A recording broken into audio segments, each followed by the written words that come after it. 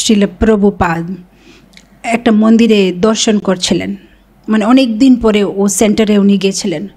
তমাল কৃষ্ণ মহারাজ ওনার কাছে দাঁড়িয়েছিলেন, ওনার পাশে। আর শ্রীল প্রভুপাদ বিগ্রহ সাথে কথা বলছে। উনি বিগ্রহকে জিজ্ঞেস করছে,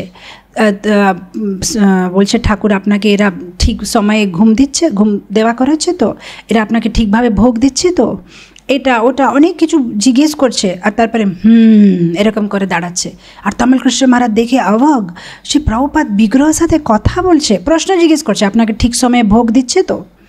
সব কিছু হওয়ার পরে শ্রীল প্রভুপাদ রুমের ভিতরে চলে গেছে। তমাল কৃষ্ণ মহারাজ আছে আর টেম্পল প্রেসিডেন্ট ছুটে এসেছে রুমের ভিতরে। বলছে প্রভুপাদ আমি আপনাকে রিপোর্ট দিতে চাই, কত দিনে কতবার ভোগ লাগাচ্ছি, দিনে কতবার আরতি হচ্ছে। তখন প্রভুপাদ বলছে দরকার নেই, আমি অলরেডি জানি। তখন টেম্পল প্রেসিডেন্ট জিজ্ঞেস করছে আপনি কি করে জানতে পেলেন? বলছে আমাকে ভগবান বলেছে।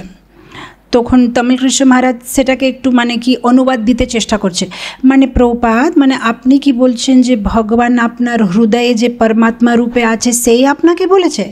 তখন প্রভুপাদ একটু রাগ দিয়ে ওনার সামনে দেখে বলছে না, ভগবান বিগ্রহ আমার সাথে কথা বলছে, বিগ্রহ আমাকে বলেছে কতবার ভোগ হচ্ছে। তখন এরা সবাই অবাক।